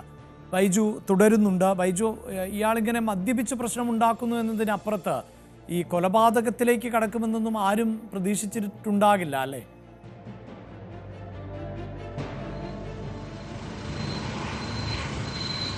ഇല്ല അഭിലാഷേ, ഇയാൾ പതിവായി ആ പരിസരത്തൊക്കെ വലിയ ഇയാളെ കൊണ്ടുള്ള ശല്യമുണ്ടായിരുന്നു. മദ്യപിച്ച് പതിവായി ഇവിടെ പല ആളുകളോടും ഇത്തരത്തിൽ വഴക്കിടുന്നൊക്കെ കാര്യങ്ങളുണ്ടായിരുന്നു. ഈ രമിതയ്ക്ക് പ്രത്യേകിച്ച് വലിയ ബുദ്ധിമുട്ടായിരുന്നു. ഇവരുടെ തൊട്ട് സമീപത്താണ് ഇയാളുടെ ഫർണിച്ചർ കടയുണ്ടായിരുന്നതും. പക്ഷേ ഇത്തരത്തിലൊരു കൊലപാതകം നടത്തുമെന്ന് ഏതെങ്കിലും തരത്തിൽ ആരും പ്രതീക്ഷിച്ചിരുന്നില്ല. ഇയാൾ ഈ കട ഒഴിവാക്കി, മുതലാളിയുടെ നിർദ്ദേശപ്രകാരം കട ഒഴിവാക്കി ഏറ്റവും ഒടുവിൽ പോകാൻ സാധനങ്ങളൊക്കെ ആയി പോകുന്ന സമയത്താണ് ഇത്തരത്തിലുള്ള ഒരു അതിക്രമം രമിതയ്ക്കെതിരെ നടത്തിയത്. ടിന്നർ ഒഴിച്ച് വലിയ തോതിൽ കട നമുക്ക് ദൃശ്യങ്ങളിൽ തന്നെ കാണാം. അവരുടെ കടയും മറ്റ് കാര്യങ്ങളൊക്കെ തൊട്ടടുത്താണ് ഈ ഫർണിച്ചർ കടയുള്ളത്. പക്ഷേ അഭിലാഷ് സൂചിപ്പിച്ചതുപോലെ തന്നെ ഏതെങ്കിലും തരത്തിലുള്ള ഒരു കൊലപാതകം അല്ലെങ്കിൽ ഇത്തരത്തിൽ ഒരു അതിക്രമം ചെയ്യുമെന്ന് ആരും പ്രതീക്ഷിച്ചിരുന്നില്ല. എന്തായാലും ഇവർക്ക് 60% പൊള്ളലേറ്റിരുന്നത്. അതുകൊണ്ട് തന്നെ ആദ്യം കാഞ്ഞങ്ങാട് ജില്ലാ ആശുപത്രിയിലാണ് പ്രവേശിച്ചിരുന്നെങ്കിലും ഗുരുതരാവസ്ഥയിലായതിനെ തുടർന്നാണ് മംഗളൂരിലേക്ക് കൊണ്ടുപോയത്. ഇവർക്ക് സാമ്പത്തികമായി വളരെ പിന്നോക്കം നിൽക്കുന്ന ഒരു കുടുംബമായതുകൊണ്ട് തന്നെ നാട്ടുകാർ ഇത്തരത്തിൽ നേരത്തെ പറഞ്ഞതുപോലെ തന്നെ പണമൊക്കെ സ്വരൂപിച്ച് ഇവരുടെ ജീവൻ തിരിച്ച് കൊണ്ടുവരാൻ അല്ലെങ്കിൽ ജീവൻ നിലനിർത്താനുള്ള ഒരു ശ്രമം നടക്കുന്നതിനിടയിലാണ് ഇന്ന് രാവിലെ മരണത്തിന് കീഴടങ്ങിയത്. ഏതായാലും ഇയാൾ പോലീസ് ആ സംഭവ സ്ഥലത്ത് തന്നെ ഇയാളെ കസ്റ്റഡിയിലെടുത്തിരുന്നു. ഇയാൾക്കെതിരെ നേരത്തെ പറഞ്ഞതുപോലെ തന്നെ വധശ്രമത്തിലായിരുന്നു കേസെടുത്തിരുന്നെങ്കിൽ ഇപ്പോൾ കൊലപാതക കുറ്റം കൂടി ഇയാൾക്കെതിരെ ചുമത്തിയിരിക്കുന്നു. ഏതായാലും മദ്യപിച്ച് പതിവായി ഇവിടെ ശല്യമുണ്ടാക്കാറുണ്ടെങ്കിലും ഏതെങ്കിലും തരത്തിലുള്ള ക്രിമിനൽ കേസുകളോ അത്തരത്തിലുള്ള കേസുകളൊന്നും നിലവിൽ ഇയാൾക്ക് എതിരെ ഉണ്ടായിരുന്നില്ല. പക്ഷേ ഇയാളൊരു ശല്യക്കാരനായിരുന്നു. ആ പ്രദേശത്തുകാർക്കും അതുപോലെ തന്നെ രമിതയ്ക്ക് പ്രത്യേകിച്ച് വലിയ ശല്യക്കാരനായിരുന്നു. അതുകൊണ്ട് തന്നെയാണ് ഈ മുതലാളി ഇയാളെ ഈ കടയുടമ ഇത്തരത്തിൽ ഈ ഇവിടെ നിന്നും ഇറക്കി വിടുന്ന ഒരു സാഹചര്യം ഉണ്ടായത്. അഭിലാഷ്, എന്തായാലും നാടിനെ നടുക്കിയ സംഭവമായിരുന്നു. ഈ പലചരക്ക് ഒരു കടകൾ നടത്തുന്നവർ തമ്മിലുള്ള അഭിപ്രായ ഭിന്നത, തർക്കം, അതിനെ തുടർന്ന് ഇങ്ങനെ ഒരു കൊലപാതകത്തിലേക്ക് കാര്യങ്ങൾ എത്തിയെന്നത്. ഈ യുവതി രമിത ജീവിതത്തിലേക്ക് തിരിച്ചു വരണമെന്നാണ് എല്ലാവരും ആഗ്രഹിച്ചിരുന്നത്. പക്ഷേ അത് നടക്കാതെ പോയി. വാർത്തയുടെ വിശദാംശങ്ങളാണ് KV ബൈജു നൽകിയത്. ഇനി മറ്റൊരു റിപ്പോർട്ടിലേക്ക് പോകുമ്പോൾ ഹൈ റിച്ച് മണി ചെയിൻ തട്ടിപ്പിൽ 2ാം ഘട്ട അന്വേഷണത്തിനൊരുങ്ങുകയാണ് ED. കൂടുതൽ പ്രതികളുടെ അറസ്റ്റ് ഉണ്ടാകാൻ സാധ്യതയുണ്ട്. 37 പ്രതികൾ ഉള്ള കേസിൽ ഇതുവരെ കമ്പനി ഉടമ KD പ്രതാപൻ മാത്രമാണ് അറസ്റ്റിലായിട്ടുള്ളത്. 1651 കോടി രൂപയുടെ കള്ളപ്പണ ഇടപാട് നടന്നു എന്നാണ് എൻഫോഴ്സ്മെന്റ് ഡയറക്ടറേറ്റിന്റെ കുറ്റപത്രത്തിൽ പറയുന്നത്. ഡാനി പോൾ ഉണ്ട്. ഡാനി, 1600 കോടിയുടെ കള്ളപ്പണ ഇടപാട്, പക്ഷേ അതിൽ പിടിക്കപ്പെട്ടിട്ടുള്ളത് ഒരാൾ മാത്രം. ഏത് നിലയിലായിരിക്കും ഈ 2ാം ഘട്ടത്തിലേക്ക് അന്വേഷണം വിപുലീകരിക്കുക എന്നാണ് മനസ്സിലാക്കാൻ സാധിക്കുന്നത്?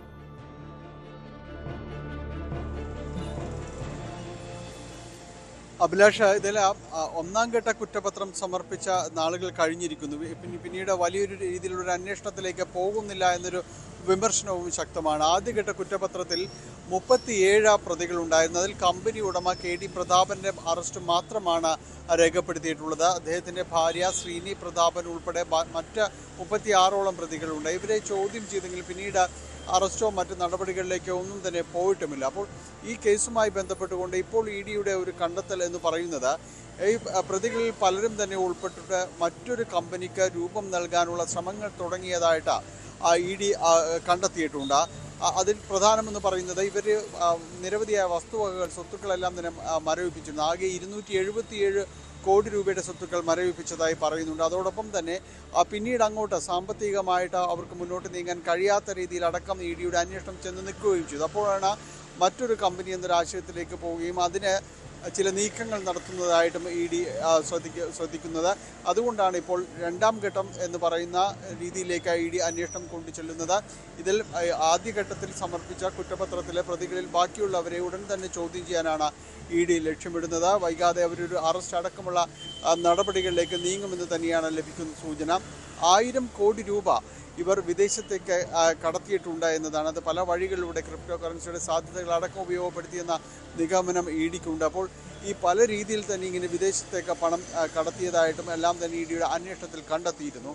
ഇവർ നടത്തിയത് കള്ളപ്പണം വെടിപ്പിക്കലല്ല, കൃത്യമായ രീതിയിൽ തന്നെ ഇതിൽ തട്ടിയെടുക്കാൻ, ആളുകളെ പറ്റിക്കുക എന്ന രീതിയിൽ തന്നെയാണ് അവർ മുന്നോട്ട് പോയതും. ആളുകളിൽ നിന്ന് വൻതുക ഈ രീതിയിൽ തന്നെ പലതും പല വാഗ്ദാനം നൽകിയും സമാഹരിക്കുകയും അടക്കമുള്ള കാര്യങ്ങൾ ചെയ്തത്. ഈ തുക പല രീതിയിലേക്ക് മറ്റിടങ്ങളിലേക്ക് കടത്തിക്കൊണ്ടുപോവുകയാണ് ചെയ്തിട്ടുള്ളതെന്നാണ് EDയുടെ അന്വേഷണത്തിൽ നിലവിൽ കണ്ടെത്തിയിരിക്കുന്നത്.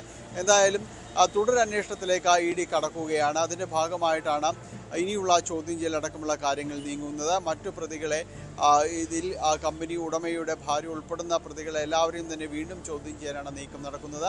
ഇതിൽ അറസ്റ്റ് ഉൾപ്പെടെയുള്ള കാര്യങ്ങൾ ഉണ്ടാകും. വൈകാതെ തന്നെ അത് ഉണ്ടാകുമെന്ന് തന്നെയാണ് പ്രതീക്ഷിക്കുന്നത്. ഒരു മണി ചെയിൻ മാതൃകയിലാണ് ഇവരുടെ ഒരു സംരംഭം വിജയിപ്പിച്ചത്. ഇത് സൂപ്പർ മാർക്കറ്റ് ശൃംഖല അടക്കമുള്ള കാര്യങ്ങൾ വാഗ്ദാനം ചെയ്തുകൊണ്ട് ആയിരുന്നു ആളുകളെ ഇതിലേക്ക് ആകർഷിക്കുകയും തുടക്കത്തിൽ ഇതിനെതിരെ ഉയർന്ന ആക്ഷേപങ്ങൾ വരികുമ്പോൾ അതങ്ങനെ സംഭവിക്കില്ല, അത് മറ്റു ചില ബിസിനസ് ശത്രുക്കൾ പരത്തുന്നതാണ് എന്ന രീതിയിലായിരുന്നു ഇവർ ഇടപാടുകാരെ പറഞ്ഞു വിശ്വസിപ്പിച്ചിരുന്നത്.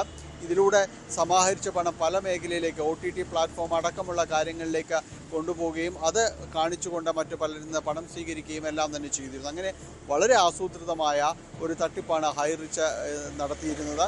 അപ്പോൾ അതിൻ്റെ ഒരു പതിപ്പ് മറ്റൊരു രീതിയിൽ അവതരിപ്പിക്കാൻ ഇവർ ശ്രമം ആരംഭിച്ചിരുന്നു. അത് കണ്ടറിഞ്ഞുകൊണ്ടാണ് ഈ ED ഇപ്പോൾ ചോദ്യം ചെയ്യലടക്കമുള്ള നടപടികളിലേക്ക് നീങ്ങുകയും ചെയ്യുന്നത്. തീർച്ചയായും അവിടെ ഡാനി സൂചിപ്പിക്കുന്ന പോലെ, അതായത് ഈ ഹൈറിച്ചിൻ്റെ ഒരു വളർച്ച അവരുടെ വലിയ തകർച്ചയിൽ നിന്ന് അവർ പിന്നീട് ഉയർന്നു വന്നതാണ്. പിന്നീടുള്ള ഒരു ഇവരുടെ ഒരു വളർച്ച എന്നത് ആരെയും അത്ഭുതപ്പെടുത്തുന്ന ഒന്നായിരുന്നല്ലോ. പ്രത്യേകിച്ച് സംസ്ഥാനത്ത് തന്നെ 70-80ഓളം ഷോപ്പുകൾ, രാജ്യത്ത് ഏതാണ്ട് 600-ലധികം ഷോപ്പുകൾ. അതിനിടെ GST തട്ടിപ്പുമായി ബന്ധപ്പെട്ട് ഇവർ അറസ്റ്റിലാകുന്നു. 125 കോടിയുടെ GST തട്ടിപ്പ്.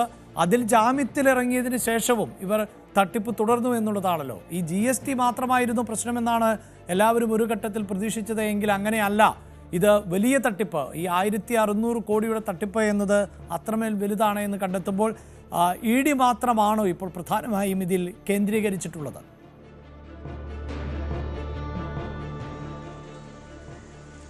നിലവിലെ അന്വേഷണം ED ആണ് കേന്ദ്രീകരിക്കുന്നത്. കാരണം ഈ പണമിടപാട് സംബന്ധിയായ കാര്യങ്ങളിലടക്കമുള്ള കാര്യങ്ങളിൽ അന്വേഷണം എത്തേണ്ടതുണ്ട്. കേന്ദ്ര ഏജൻസികളിൽ ED ആണ് ഇത് അന്വേഷണം നടത്തുന്നത്. അതോടൊപ്പം തന്നെ പോലീസ് ഈ കേസുമായി ബന്ധപ്പെട്ടുകൊണ്ട് അന്വേഷണത്തിൽ മുന്നോട്ട് പോവുകയും ചെയ്തിട്ടുണ്ട്. ഒരു ഘട്ടത്തിൽ ഈ അറസ്റ്റ് വിവരങ്ങൾ, പോലീസിൻ്റേതടക്കമുള്ള നീക്കങ്ങൾ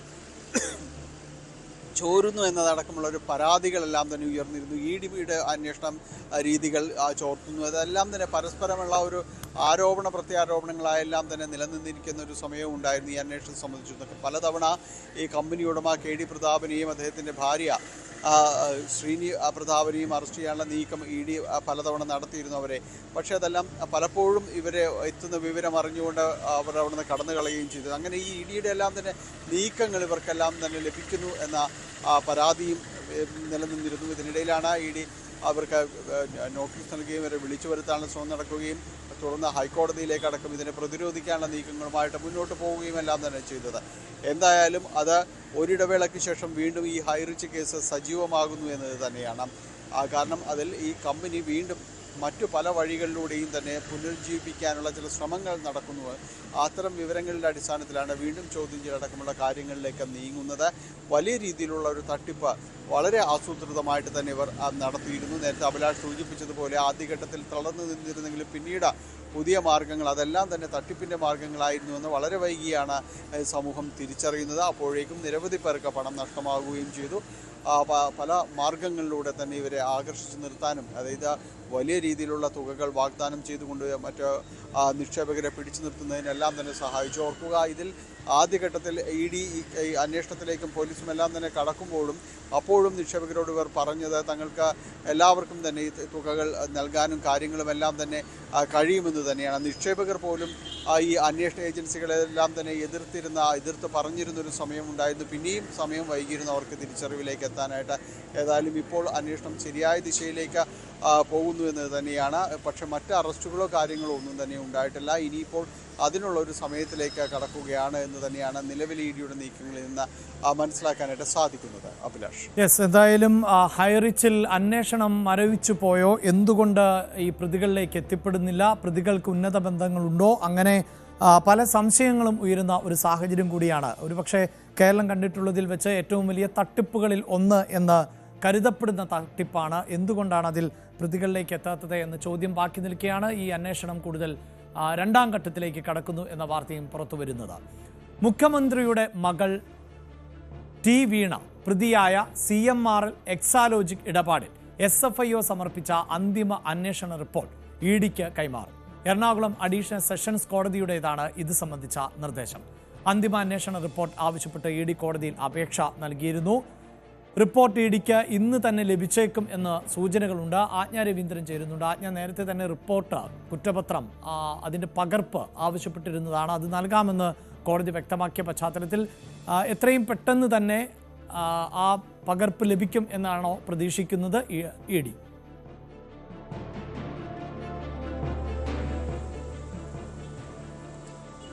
അഭിലാഷ്, മാസപ്പടി കേസിൽ SFIയുടെ അന്തിമ അന്വേഷണ റിപ്പോർട്ടാണ് ആവശ്യപ്പെട്ടിട്ടായിരുന്നു ED കോടതിയെ സമീപിച്ചിരുന്നത്. ഇതുമായി ബന്ധപ്പെട്ട് അതായത് SFIO അന്വേഷണം പ്രഥമ ദൃഷ്ട്യാ അംഗീകരിക്കാമെന്ന് തന്നെയാണ് കോടതി വ്യക്തമാക്കിയിരിക്കുന്നത്. അതുകൊണ്ട് തന്നെ റിപ്പോർട്ട് ഹാൻഡ് ഓവർ ചെയ്യാം. EDക്ക് അതുമായി ബന്ധപ്പെട്ട രേഖകൾ ഹാൻഡ് ഓവർ ചെയ്യാൻ കോടതി ഉത്തരവ് ഇട്ടിരിക്കുന്നത് അങ്ങനെയാണ്. എറണാകുളം അഡീഷണൽ സെഷൻസ് കോടതി 7-ലാണ് ഈ കേസ് സാമ്പത്തിക ഇടപാടുകളുമായി ബന്ധപ്പെട്ട കേസുകൾ പരിഗണിക്കുന്നത്. അവിടെയാണ് ആ കോടതിയുടെ ഉത്തരവ് പ്രകാരമാണ് EDക്ക് ഈ നോട്ടീസ് അന്തിമ അന്വേഷണ റിപ്പോർട്ട് കൈമാറുന്നതുമായി ബന്ധപ്പെട്ടുള്ള ഉത്തരവിറങ്ങിയിരിക്കുന്നത്. ഇന്ന് EDക്ക് റിപ്പോർട്ട് ലഭിക്കുമെന്നാണ് മനസ്സിലാക്കാൻ കഴിയുന്നത്. അതേസമയം SFIOയുടെ അന്വേഷണ പരിധിയിൽ തന്നെയുള്ള കാര്യങ്ങൾ തന്നെയായിരുന്നു EDയും അന്വേഷിച്ചിരുന്നത്. എന്നിരുന്നാൽ പോലും SFIയുടെ കണ്ടെത്തൽ കൂടി ചേർത്ത് വെച്ചിട്ടാണ് ഒരുപക്ഷെ ഫെമ നിയമപ്രകാരം EDക്ക് CMRL കേസിൽ മാസപ്പടി കേസിൽ പ്രതിയായിട്ടുള്ള ആളുകൾക്കെതിരെ ചുമത്താനാകും. അതുകൂടി ചുമത്തുകയാണെങ്കിൽ സ്വത്ത് കണ്ടെത്തൽ തുടങ്ങിയ കാര്യങ്ങളിലേക്ക് കടക്കാനുമാകും. എന്തായാലും പ്രഥമ ദൃഷ്ട്യാ SFIO സമർപ്പിച്ചിരിക്കുന്ന റിപ്പോർട്ട് അനുസരിച്ച് പ്രഥമ ദൃഷ്ട്യാ പ്രതികൾ കുറ്റക്കാരാണെന്ന് വ്യക്തമായതിനാൽ പ്രതികൾക്ക് സമൻസ് അയക്കുകയായിരിക്കും കോടതിയുടെ അടുത്ത നടപടി. എന്തായാലും പ്രതികൾക്ക് സമൻസ് അയച്ച ശേഷം അതിൽ മറ്റ് ഹിയറിങ്ങൾ നടന്ന ശേഷം മാത്രമേ തുടർ നടപടികൾ ഉണ്ടാവുകയുള്ളൂ. എന്നിരുന്നാൽ പോലും സമാന്തരമായി ED ഇത്തരത്തിലൊരു അന്വേഷണം നടത്തി വന്നിരുന്നത് കൊണ്ടും EDക്ക് ഇത്തരം രേഖകൾ കൈമാറാം അത് ആവശ്യപ്പെട്ടുകൊണ്ട് ആദ്യം EDയുടെ ഉദ്യോഗസ്ഥൻ SFIOയ്ക്ക് കത്തയച്ചിരുന്നതിനൊപ്പമാണ് കോടതിയിൽ ഇത് ആവശ്യപ്പെട്ട് അപേക്ഷ സമർപ്പിച്ചിരുന്നത്. ആ അപേക്ഷയിലാണ് തീരുമാനമായിരിക്കുന്നത്. എന്തായാലും ഇത് വീണ വിജയൻ, ശശിധരൻ കർത്ത ഉൾപ്പെടെയുള്ള ആളുകൾ പ്രതിയായിരിക്കുന്ന കേസിൽ ഫെമ നിയമപ്രകാരം കേസെടുക്കാനുള്ള സാഹചര്യമുണ്ടെങ്കിൽ ഇത് കൂടുതൽ നടപടികളിലേക്ക് കടക്കാൻ EDക്കാകും. അതുകൊണ്ട് തന്നെയാണ് അന്തിമ അന്വേഷണ റിപ്പോർട്ട് സമർപ്പിക്കാൻ ആവശ്യപ്പെടുന്നത്. തീർച്ചയായും അവിടെ നമുക്കറിയാമല്ലോ, ഈ ഡൽഹി ഹൈക്കോടതിയിലടക്കം ഇതിനെ ചലഞ്ച് ചെയ്തിരുന്നതാണ് CMRL. പക്ഷേ കോടതി അതിന് അനുകൂലമാകുന്ന ഒരു തീരുമാനമല്ല എടുത്തത്. SFIക്ക് നടപടികളുമായി മുന്നോട്ട് പോകാം എന്ന നിലപാടാണ് സ്വീകരിച്ചത്. നേരത്തെ ഈ വിഷയത്തിൽ ED മറ്റു ചില നീക്കങ്ങളൊക്കെ നടത്തിയിരുന്നു. പക്ഷേ വീണയെ ചോദ്യം ചെയ്യുകയൊന്നും ചെയ്തിട്ടില്ല. ഒരുപക്ഷെ ഈ റിപ്പോർട്ടിൻ്റെ അല്ലെങ്കിൽ കുറ്റപത്രത്തിൻ്റെ പകർപ്പ് ലഭിക്കുന്നതോടുകൂടി അതിൽ EDയെ സംബന്ധിച്ച് ആ ഏജൻസിക്ക്, അന്വേഷണ ഏജൻസിക്ക് ഏതൊക്കെ നിലയിൽ ചോദ്യം ചെയ്യാനുള്ള അവസരങ്ങളുണ്ട് എന്നത് മനസ്സിലാക്കാൻ സാധിക്കില്ലേ? അങ്ങനെ വീണയെ ചോദ്യം ചെയ്യാവുന്ന തരത്തിലുള്ള കണ്ടെത്തലുകൾ SFIOയുടെ അന്വേഷണത്തിൽ ഉണ്ട് എങ്കിൽ ഇനി അടുത്ത പടി എന്നത് തീർച്ചയായും വീണയെ ചോദ്യം ചെയ്യുന്നതിലേക്ക് ED കൂടി പോകും എന്നല്ലേ മനസ്സിലാക്കേണ്ടത്?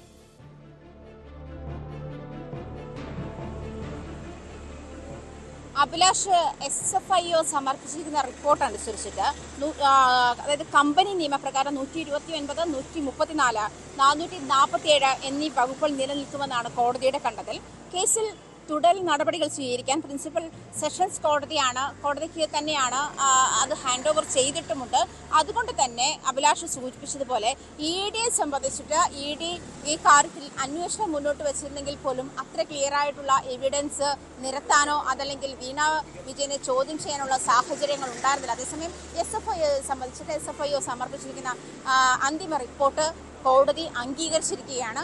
അത് പ്രത്യേകിച്ചും പ്രഥമ ദൃഷ്ട്യാ ഇതിൽ ഇവർ ഇത്തരം ഇടപാടുകൾ നടത്തിയിട്ടുണ്ട് എന്നുള്ള കാര്യം വ്യക്തതയുണ്ട് എന്ന് തന്നെയാണ് കോടതി പറഞ്ഞിരിക്കുന്നത്. അതുകൊണ്ട് തന്നെ ഈ കേസിൽ തുടർ നടപടികൾ ഇനി പ്രിൻസിപ്പൽ സെഷൻസ് കോടതിയായിരിക്കും ഇതിന്റെ തുടർ നടപടികൾ കൈകാര്യം ചെയ്യുക. മാത്രമല്ല ഈ EDക്ക് ഈ റിപ്പോർട്ട് ഹാൻഡ് ഓവർ ചെയ്യുന്നതോടുകൂടി EDയും അന്വേഷിച്ച് വന്നിരിക്കുന്ന കേസുകൾ കൂടുതൽ വ്യക്തതയാകും.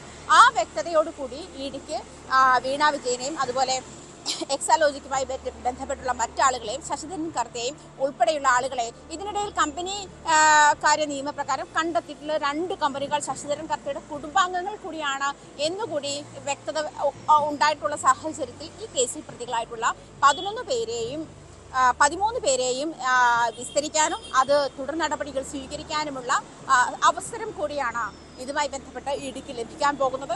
മാത്രമല്ല നേരത്തെ ED അന്വേഷണത്തിൽ ഇത്രയും ക്ലാരിറ്റി ഉണ്ടായിരുന്നില്ല. ഒരുപക്ഷെ ഫെമ നിയമപ്രകാരം ഇവർക്കെതിരെ കേസെടുക്കാൻ കഴിയുകയാണെങ്കിൽ പ്രതികളുടെ സ്വത്തുവകകൾ സീസിൽ ചെയ്യാനുള്ള ഒരു അധികാരം കൂടി ഒരു സാഹചര്യം കൂടി ഉണ്ടാകുമെന്നാണ് മനസ്സിലാക്കാൻ കഴിയുന്നത്. അഭിലാഷ്, മാസപ്പടി കേസിൽ SFIO കോടതിയിൽ സമർപ്പിച്ച കുറ്റപത്രത്തിൻ്റെ പകർപ്പ് EDക്ക് നൽകാമെന്ന് കോടതി തന്നെ ഉത്തരവിട്ട പശ്ചാത്തലത്തിൽ എത്രയും പെട്ടെന്ന് ആ പകർപ്പ് ലഭ്യമാക്കാനുള്ള നീക്കങ്ങൾ EDയുടെ ഭാഗത്തു നിന്നുണ്ടാകും.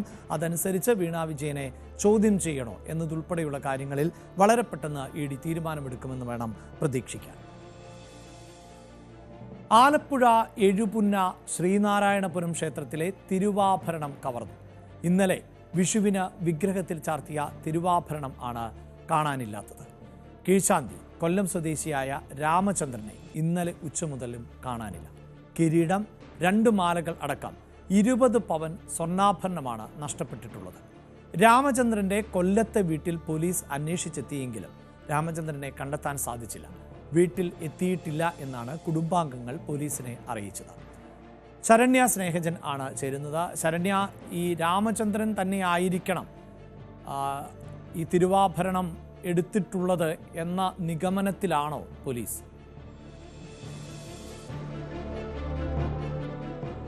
അഭിലാഷ, മേൽശാന്തി ഇന്നലെ അവധിയായിരുന്നു. അതുകൊണ്ട് തന്നെ കീഴ്ശാന്തിയായ രാമചന്ദ്രൻ ഓറ്റിക്ക് ആയിരുന്നു ഇന്നലത്തെ വിഷുദിനവുമായി ബന്ധപ്പെട്ടുള്ള വിഗ്രഹം ഒരുക്കൽ അടക്കമുള്ള കാര്യങ്ങൾക്ക് ഉള്ള ചുമതല നൽകിയിരുന്നത്. ഇതിനകത്താണ് ഇപ്പോൾ ഈ അരൂരിലെ ക്ഷേത്രത്തിൽ നിന്ന് സ്വർണ്ണാഭരണങ്ങൾ കവർ ചെയ്യപ്പെട്ടു എന്നുള്ള ബോധ്യം ഇന്നലെ ഉച്ചയോടുകൂടി പോലീസിനും ഒപ്പം തന്നെ ക്ഷേത്ര ഭാരവാഹികൾക്കുമാകുന്നത്. എഴുപുന്ന ക്ഷേത്രത്തിൽ നിന്നാണ് ഇത്തരത്തിൽ സ്വർണ്ണാഭരണങ്ങൾ കാണാതെ പോവുകയും ചെയ്തിട്ടുള്ളത്. എഴുപുന്ന ശ്രീനാരായണപുരം ക്ഷേത്രത്തിലാണ് വിഷുദർശനത്തിനായി പുലർച്ചെ 5 മണിയോടുകൂടിയാണ് 2 മാലകയും ഒപ്പം തന്നെ കിരീടവും ഉൾപ്പെടെയുള്ള ഭഗവാനെ അണിയിക്കുന്നതിന് വേണ്ടിയുള്ള സ്വർണ്ണാഭരണങ്ങൾ ഇവർ ലോക്കറിൽ നിന്ന് വാങ്ങിയത്. അത് ക്ഷേത്രം സാധാരണഗതിയിൽ അങ്ങനെയാണ്. അതായത് വിശേഷ ദിവസങ്ങളിൽ ഇത് കൊടുക്കാറുണ്ട്. രാവിലെ 5 മണിയോടുകൂടി അവിടെ ചെന്ന് ഇത് കൈപ്പറ്റിയിരിക്കുന്നത് രാമചന്ദ്രനാണ്. അതിനുശേഷം ഉച്ചപൂജയ്ക്ക് ശേഷം ഇത് തിരികെ നൽകുന്നതിന് വേണ്ടി ആണ് തിരികെ ഏൽപ്പിക്കുന്നത്. പക്ഷെ ആ ഏൽപ്പിക്കുന്ന സമയത്ത് ഈ സ്വർണ്ണാഭരണങ്ങൾ നൽകാനായി തയ്യാറായിട്ടില്ല എന്നുള്ളതാണ് വ്യക്തമാക്കുന്നത്. അതിനുശേഷം പിന്നീട് ക്ഷേത്രം ഭാരവാഹികൾ ഇയാൾ ഇത് എവിടെയെങ്കിലും ഊരി വെച്ചിട്ടുണ്ടാവും എന്നുള്ള ധാരണയിൽ അവിടെ തിരച്ചിൽ നടത്തി. പക്ഷേ ആ തിരച്ചിൽ നടത്തിയ ഘട്ടത്തിൽ പോലും സ്വർണ്ണാഭരണങ്ങൾ കണ്ടെത്താൻ കഴിഞ്ഞില്ല. പിന്നീട് അരൂർ പോലീസിനെ വൈകിട്ടോടെ വിവരം അറിയിക്കുകയായിരുന്നു. ഈ രാമചന്ദ്രൻ കഴിഞ്ഞ 13 രാവിലെ 5 മണിക്കാണ് ഈ വിഷുവിൻ്റെ അന്നല്ല 13-ാം തീയതി രാവിലെ 5 മണിക്കാണ് ലോക്കറിൽ നിന്ന് ഇയാൾ ഈ സ്വർണ്ണാഭരണങ്ങൾ എടുത്തിട്ടുള്ളത്. 20 ലക്ഷം രൂപ വിലമതിക്കുന്ന സ്വർണ്ണാഭരണങ്ങളാണെന്നുള്ളതാണ് ക്ഷേത്രം ഭാരവാഹികൾ വ്യക്തമാക്കിയിട്ടുള്ളത്. കൊല്ലത്ത് ഇയാളുടെ വീട്ടിലും ഇയാൾ എത്തിയിട്ടില്ലെന്ന് ബന്ധുക്കൾ പറയുന്നു. CCTV കേന്ദ്രീകരിച്ചുള്ള അന്വേഷണം നടക്കുകയാണ്. അഭിലാഷ്. യെസ്, എന്തായാലും ഇപ്പോൾ ഇതിൻ്റെ ഉത്തരവാദികൾ ആര് എന്ന് പറയാൻ സാധിക്കുന്നില്ല. ക്ഷേത്രത്തിൽ കഴിഞ്ഞ ദിവസം വിഷുവുമായി ബന്ധപ്പെട്ട് നടന്ന പൂജകൾക്ക് വേണ്ടിയാണ് തിരുവാഭരണം ചാർത്തിയത് വിഗ്രഹത്തിൽ. ആ തിരുവാഭരണമാണിപ്പോൾ കാണാനില്ലാത്തത് എന്ന് പറയുന്നു.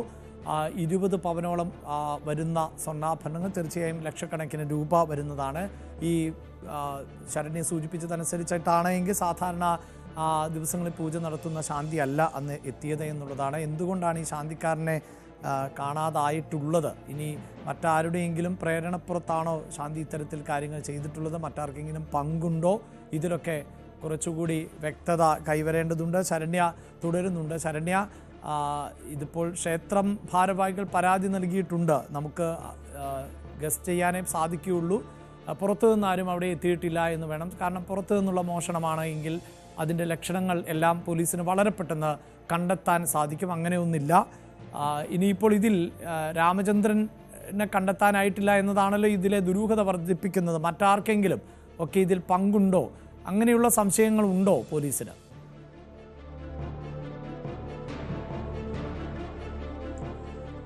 അഭിലാഷ്, നിലവിൽ ഈ തിരുവാഭരണങ്ങളുടെ ഉത്തരവാദിത്തം കീഴ്ശാന്തിയായ രാമചന്ദ്രൻ തന്നെയാണ്. കാരണം 13-ന് പുലർച്ചെ 5 മണിക്ക് ക്ഷേത്രത്തിൽ നടപടി പ്രകാരം കീഴ്ശാന്തി തന്നെയാണ് ആ ലോക്കറിലെ ഉള്ള സ്വർണം ഒപ്പിട്ട് വാങ്ങിയിട്ടുള്ളത്. തീർച്ചയായും അത് തിരികെ ഏൽപ്പിക്കേണ്ട ഉത്തരവാദിത്വവും രാമചന്ദ്രന് തന്നെയാണ്. രാമചന്ദ്രനെ ഇന്നലെ മുതൽ കാണാതായിട്ടുണ്ട്. രാത്രി 9 മണിയോടെയാണ് അരൂർ പോലീസിലെ ക്ഷേത്ര ഭാരവാഹികൾ പരാതി നൽകുകയും ചെയ്തിട്ടുള്ളത്. തീർച്ചയായും ആ സ്വർണ്ണാഭരണങ്ങളെ ഉത്തരവാദിത്തം, അതായത് ഇത് കൈപ്പറ്റി കഴിഞ്ഞാൽ പിന്നെ കസ്റ്റോഡിയനായിട്ടുള്ള ആള് രാമചന്ദ്രനാണ്. അപ്പോൾ ആ ഒരു ഉത്തരവാദിത്തത്തിൽ എന്തായാലും ഒഴിഞ്ഞു മാറാൻ കഴിയില്ല. പിന്നീട് ഇയാൾ ആരോടും പറയാതെ എവിടെ പോയി എന്നുള്ള ചോദ്യം ഉയർന്നു നിൽക്കുന്നു. കാരണം അത്തരത്തിൽ ഒരു ഉച്ചപൂജയ്ക്ക് ശേഷം ഇയാളെ അവിടെ കാണാനില്ലായിരുന്നു എന്നുള്ളതാണ്. സ്വർണ്ണാഭരണങ്ങളും കണ്ടില്ല. പലതവണ ക്ഷേത്രം ഭാരവാഹികൾ ഫോൺ വിളിച്ചെങ്കിലും ഇയാൾ ഫോൺ എടുത്തില്ല. പിന്നീട് ഫോൺ സ്വിച്ച് ഓഫ് ആവുകയായിരുന്നു. എന്തായാലും ആ പ്രദേശത്തുള്ള CCTV കേന്ദ്രീകരിച്ചൊക്കെ പോലീസിന്റെ അന്വേഷണം നടക്കുന്നുണ്ട്. 4 മാസം മുമ്പാണ് രാമചന്ദ്രൻ എഴുപുന്ന ക്ഷേത്രത്തിൽ ഈ ജോലിക്കായി എത്തുന്നത്. അതിനുശേഷം ആണ് ഇന്നലെയാണ് അത്തരത്തിൽ ഒരു മേൽശാന്തി ഇല്ലാതിരിക്കുകയും ഒപ്പം തന്നെ ഇദ്ദേഹത്തിന് കൃഷ്ണന് ഭഗവാനെ ഒരുക്കുന്നതിന് വേണ്ടിയുള്ള വിഷുദിനത്തിന് വേണ്ടിയുള്ള സ്വർണ്ണാഭരണങ്ങൾ കൊടുക്കുകയും ചെയ്തിട്ടുള്ളത്. എന്തായാലും നിലവിലത്തെ സാഹചര്യത്തിൽ അദ്ദേഹത്തെ കേന്ദ്രീകരിച്ചാണ് അന്വേഷണം ഇപ്പോൾ മുന്നോട്ട് പോയിക്കൊണ്ടിരിക്കുന്നത്. ശരണ്യ സ്നേഹജൻ ആണ് വാർത്തയുടെ വിശദാംശങ്ങൾ നൽകിയത്. വിവാഹമോചനം നേടിയ ദിവസം യുവാവിനെയും കുടുംബത്തെയും മുൻ ഭാര്യയുടെ ബന്ധുക്കൾ മർദ്ദിച്ചതായി പരാതി. കോഴിക്കോട് തോട്ടുമുക്കം സ്വദേശി എബിനാണ് മർദ്ദനമേറ്റത്. വാക്കുതർക്കവും കയ്യാങ്കളിയും ഉണ്ടായതിന്റെ വീഡിയോ സഹിതം ആണ് പരാതി നൽകിയിട്ടുള്ളത്.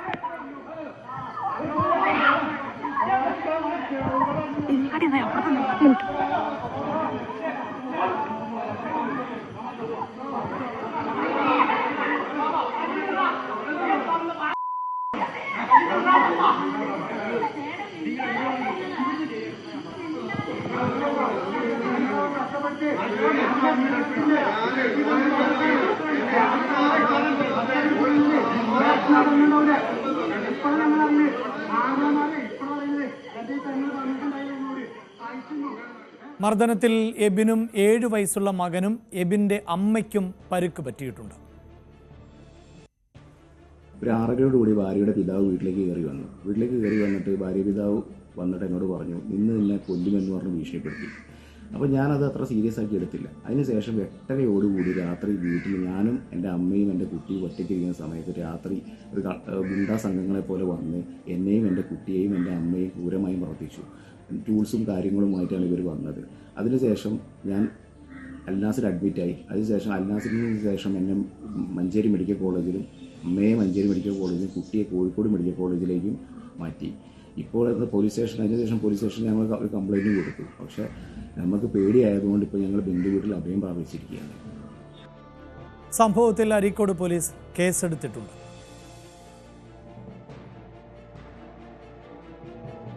സ്പോട്ട് ലൈവ് പൂർണ്ണമാവുകയാണ്. ഇനി ഇടവേളയാണ്. ഇടവേളയ്ക്ക് ശേഷം ന്യൂസ് 3യുമായി അശ്വതി പിള്ള ചേരും. നമസ്കാരം.